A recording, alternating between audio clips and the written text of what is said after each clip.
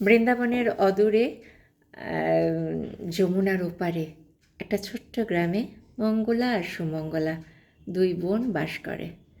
তারা বড়ই গরিব, কিন্তু তাদের মনে আছে অপার বিশ্বাস এবং সরলতা। সূর্যোদয়ের আগে ঘুম থেকে উঠে তারা শাকসবজি জোগাড় করে ঝাঁকার ভর্তি করে মাথায় করে যমুনা পার হয়ে বৃন্দাবনে গিয়ে বিক্রি বাট্টা করে। এইভাবে তাদের দিন চলে, সংসার চলে। প্রতিদিন এই সকালবেলা থেকে তাদের এই রুটিন।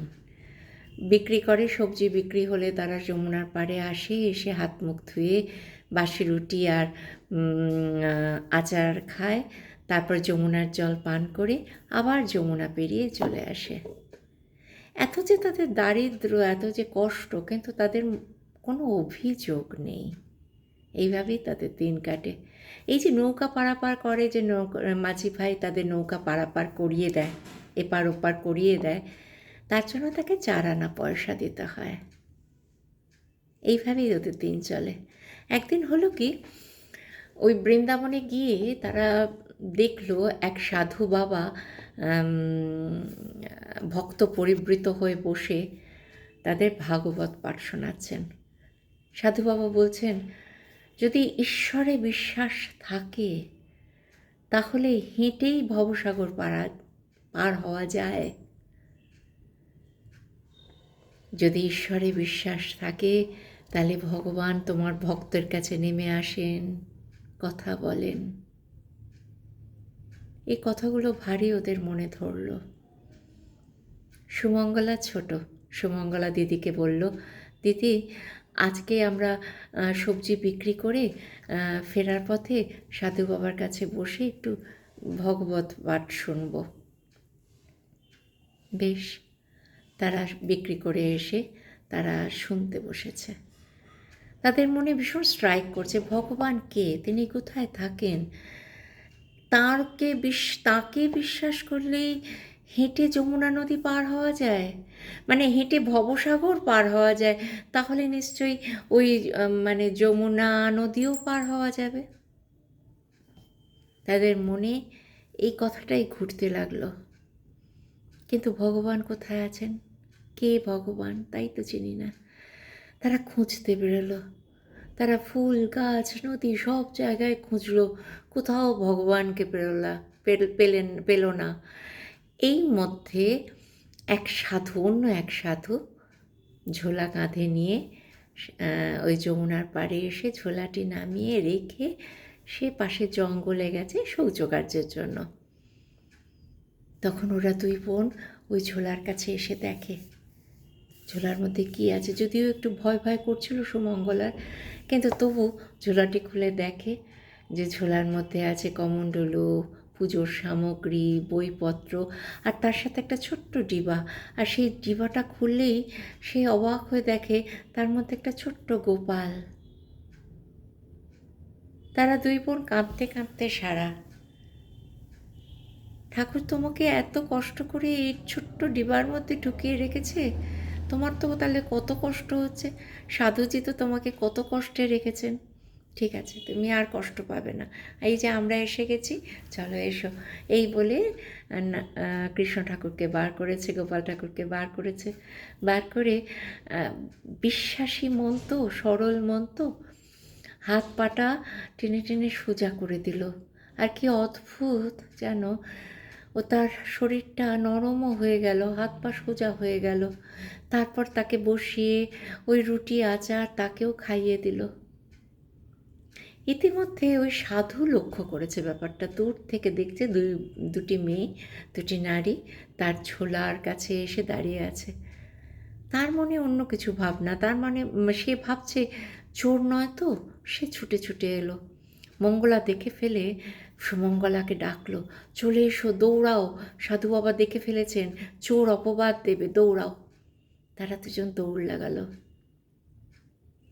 সুমঙ্গলা যেতে যেতে পেছন ফিরে সাধু বাবাকে বলল, সাধু বাবা তুমি কিন্তু গোপালকে আর কষ্ট দিও না, ওকে এত ভয় দেখিও না, ওকে যত্ন করো, ওকে খেতে দিও ভালো মন্দ। সাধু বাবা এসে ছোট্ট ডিবার মধ্যে রাখা গোপালের এই চেহারা দেখে হতবাক। হাত পা সোজা হয়ে গেছে, গোপাল আছেন বসে, ঠোঁটের কাছে মুখে রুটির দাগ, কেঁদে কেটে সারা সাধু বাবা। তখন সে সুমঙ্গলাদের ডাকছে, তোমরা তো নারী নও, তোমরা তো সাধারণ নারী নও, তোমরা তো সাক্ষাৎ দেবী, তোমরা এসো, তোমাদের পা ধরে একটু প্রণাম করে আমাকে শান্তি দাও। ততক্ষণে ওরা পগার পার। এইভাবে রোজ রোজ চলছে। কিন্তু সেদিন মিরাকলটা হলো, ওরা যমুনার পাড়ে গেছে, ওদের মধ্যে তো খালি ঘুরছে যে ভগবানে যদি বিশ্বাস রাখো তাহলে হেঁটেই ভবসাগর পার করা যায়, পার হওয়া যায়, অতএব অনায়াসে যমুনা নদীটাও পার হওয়া যাবে।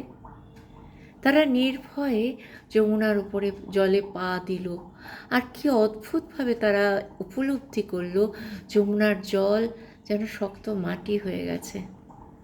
তারা নির্দ্বিধায় ওই যমুনা নদী পেরিয়ে ওপারে চলে গেল তাদের গ্রামে। প্রতিদিন তারা যমুনার পাড়ে আসে, যমুনার জল তাদের মানে যাবার মতন পথ করে দেন, শক্ত মাটি করে দেন। ওরা তার উপরে হেঁটে হেঁটে হেঁটে হেঁটে ওরা যমুনা নদী পেরিয়ে তারা বৃন্দাবনে যায়, ব্যবসাপাতি করে, ফিরে আসে।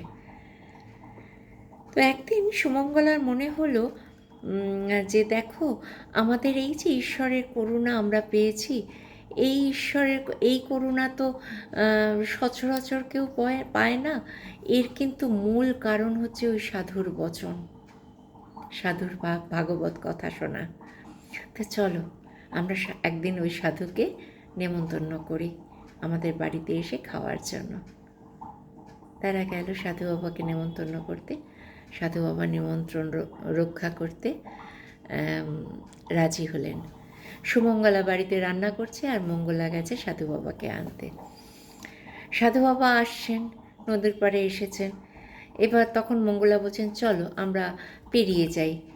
সাধু বাবা এদিক ওদিক তাকাচ্ছেন, নৌকো কোথায়, তোমার নৌকো কোথায়? বললো, নৌকো লাগবে কেন? তুমিই তো বলেছ যে যদি তোমার ভগবানে বিশ্বাস থাকে তাহলে পায়ে হেঁটেই ভবসাগর পেরোনো যায়। ওই বিশ্বাসই আমাদের নৌকা, ওই বিশ্বাসই আমাদের সেতু। এসো, কিচ্ছু হবে না, ভয় পেও না। মঙ্গলা নির্ভয়ে জলে পা দিল এবং আস্তে আস্তে হেঁটে হেঁটে চলেও গেল। কিন্তু সাধু পা দিতে গিয়েই ওর ভেতরে তো সংশয় আছে, ভয় আছে, ক্রমশ ডুবে যেতে লাগলো। সাধু খুব রেগে গেল। সাধু বাবা বললেন, তুমি আমাকে এইভাবে মেরে ফেলতে চাইছো? তোমার আমি কি ক্ষতি করেছি তুমি জানো? শেষে যখন দেখলো যে কিছুই হচ্ছে না, তখন বলল, শেষে হুমকি দিল, জানো আমার কত শিষ্য, আমার পুলিশও আছে, আমি তোমাকে ধরিয়ে দেব, তুমি একজন পিশাচিনী, তুমি আমাকে মারতে চেয়েছো, তুমি যে করে হোক আমাকে উদ্ধার করো, আমাকে বার করে দাও। মঙ্গলা শান্ত কণ্ঠে বলল, সাধু বাবা তুমি চোখ বন্ধ করে ঈশ্বরের নাম করো, ঈশ্বরে বিশ্বাস রাখো, তাহলেই তিনি পার করে দেবেন। তারপর কোনো রকমে, তার বিশ্বাস তো সেরকম জোরদার নয়, মানে চোখে মুখে সব ভয়, তবু কোনো রকমে সে যমুনা পেরোলো। স্তব্ধ হয়ে গেলেন সাধু বাবা।